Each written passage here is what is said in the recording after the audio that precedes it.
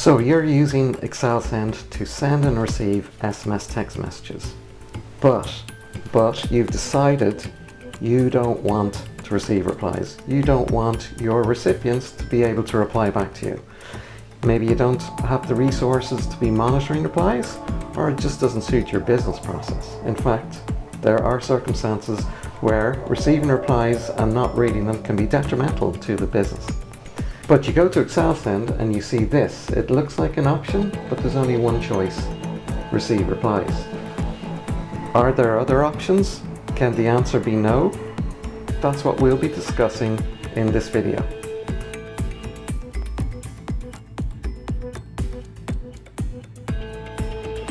Hi, my name's Dermot O'Sullivan and welcome to another video about messaging with ExcelSend. Please take a moment to click like and subscribe so you don't miss any future videos. So, replies.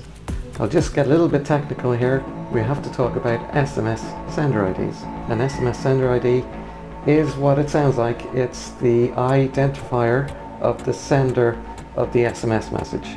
So when you send a text message using your mobile phone, the sender ID is your mobile number, and that's why the recipient can reply to it. It's the same thing in ExcelSend. In ExcelSend you send messages from your spreadsheet. It's using a sender ID. It's an ExcelSend mobile number, and it allows your recipients to reply back to your spreadsheet. Clear? But with ExcelSend, the sender ID doesn't have to be a mobile number. It can be something else. It can be a word, a label, a description, some other way of identifying the sender ID. We call this a branded sender ID. So you can register a branded sender ID. You get the option when you're sending the message to receive replies or use your branded sender ID, and the recipients will be unable to reply.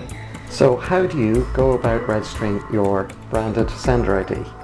Well, the first thing I recommend is going to this URL, excelsend.com/where.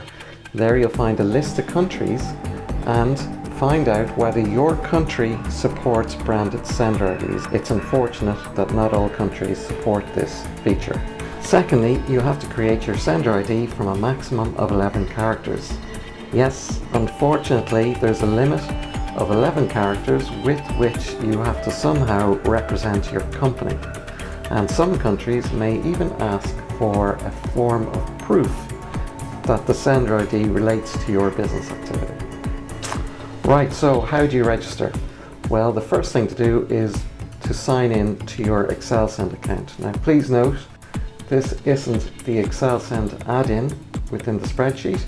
This is your website portal. Go to portal.excelsend.com and sign in. Go to settings, or under settings, choose sender IDs, and there you can add a sender ID, or it's really applying for a sender ID, and after a day or two you should get confirmation that it has been approved. So the next time you open your ExcelSend add-in and go to the replies field, you will see a second option being your sender ID. One final word of advice. If the type of messages you're sending legally require you to provide an opt-out mechanism, please remember your recipients can no longer reply. They can't reply stop to opt out. So it's important to remember to click the ExcelSend opt-out feature that gives your recipients that ability. And that's it. Thank you for watching the video. I hope you found it useful, and if you did, please give it a thumbs up.